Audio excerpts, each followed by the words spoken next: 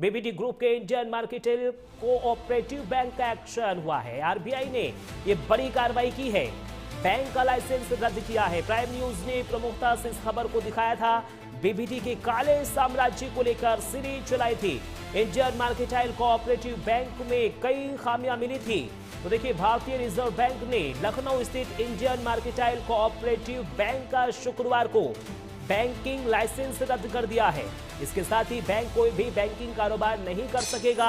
RBI ने स्पष्ट किया है कि बैंक की आय अर्जित करने की संभावनाएं अपर्याप्त हैं और वो बैंकिंग विनियमन अधिनियम 1949 की धारा 22(3) के विभिन्न प्रावधानों का अनुपालन करने में विफल रहा है।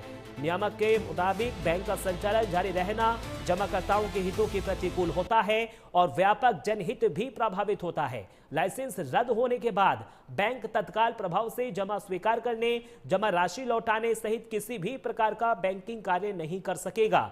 आरबीआई ने उत्तर प्रदेश के सहकारिता आयुक्त एवं निबंधक से बैंक को परिसमापन में भेजने और परिसमापक नियुक्त करने का अनुरोध किया है।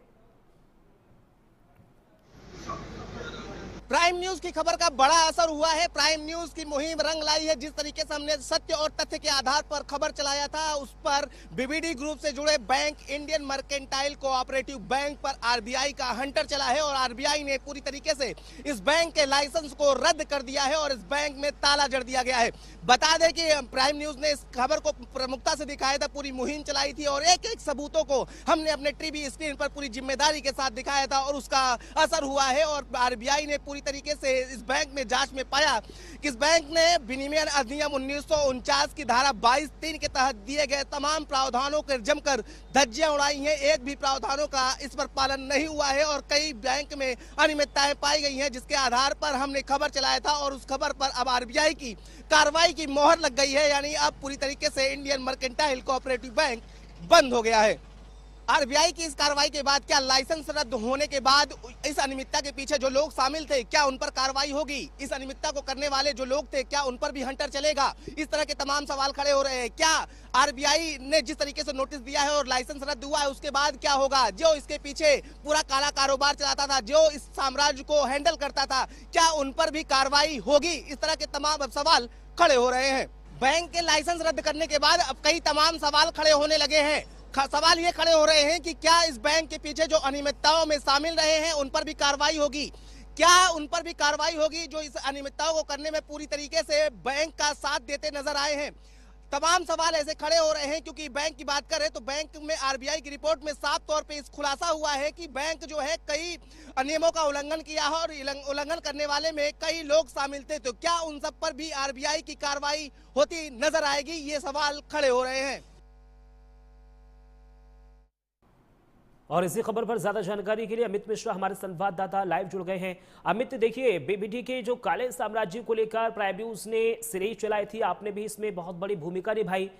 कितनी बड़ी कार्रवाई हम इसको कहें और जो जो लोग इस पूरे मामले में दोषी थे उन पर कब कार्रवाई की तलवार लटकेगी?